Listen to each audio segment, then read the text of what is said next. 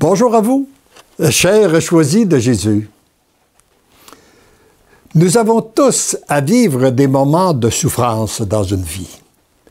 Et notre attitude face à la souffrance a une très grande influence dans nos vies. Et la méditation que nous allons faire ensemble dans ce texte peut nous faire changer notre attitude devant la souffrance. Et en changeant notre attitude, ça peut aussi changer toute notre vie. Et pour pouvoir bénéficier de toutes les grâces, commençons par invoquer l'Esprit Saint en lui adressant cette prière. Ô Esprit Saint, âme de mon âme, je vous adore. Éclairez-moi, guidez-moi, fortifiez-moi, consolez-moi. Dites-moi ce que je dois faire, donnez-moi vos ordres, je vous promets de me soumettre à tout ce que vous désirez de moi et d'accepter tout ce que vous permettez qu'il m'arrive. Faites-moi seulement connaître votre volonté. Amen. Et nous méditons aujourd'hui le message 115 dans le premier volume. Mon tout petit, ma toute petite. C'est toujours une nouvelle joie pour moi d'être en union de cœur et d'esprit avec toi. C'est très consolant hein, de savoir que notre Dieu est toujours heureux d'établir une nouvelle relation d'amour avec chacun de nous. Cette union est un baume pour mon cœur blessé. Toi, tu portes de petites souffrances devant certains comportements ou encore tu te sens traité injustement. Moi, je porte de grandes souffrances devant l'égarement de mon peuple. Mes souffrances sont encore beaucoup plus grandes lorsqu'il s'agit de l'un de mes fils de prédilection. Alors, lorsque nous méditons sur les souffrances que Jésus a endurées pour nous sauver, eh bien, ça vient nous aider à avoir un autre regard sur nos petites souffrances quotidiennes.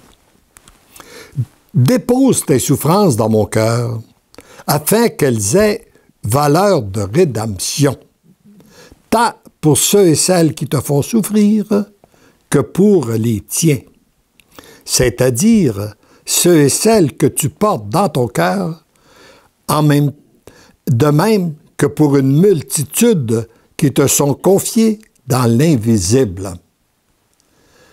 Voyez-vous, accueillir une souffrance, sachant qu'elle peut être bénéfique pour ceux et celles que nous aimons. Ça donne toute une autre dimension à nos souffrances. Et afin que rien ne soit perdu, dépose tout dans mon cœur, qu'il s'agisse de souffrance, de peine, de joie, de soucis ou d'échecs. Tout, absolument tout. Tu pourras ajouter le repos, la fatigue, la faim et les soifs, aussi bien que le manger et le boire, la chaleur et le froid, le confort et la misère. Enfin, tout ce que tu peux imaginer et vivre. Si tout est déposé dans mon cœur, accueilli et vécu par amour avec moi et pour moi, il devient important, car il devient un baume pour mon cœur blessé.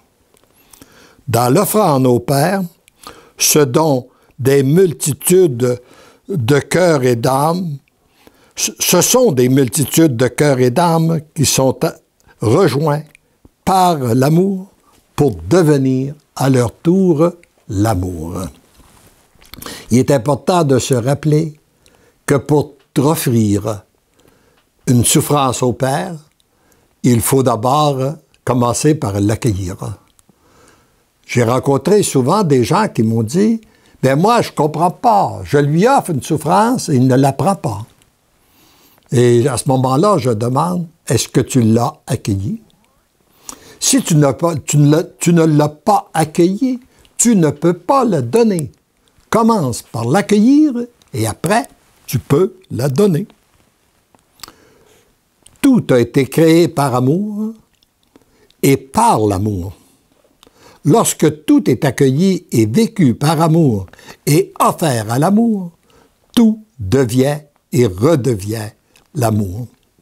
Voilà la belle mission que le Père a confiée à chacun de ses petits et petites lorsqu'ils ou elles acceptent leur petitesse. Quelle joie, quel bonheur sommes-nous de pouvoir découvrir ensemble que nos souffrances ne sont pas inutiles, elles sont même très utiles et elles peuvent être bénéfiques pour ceux et celles que nous aimons.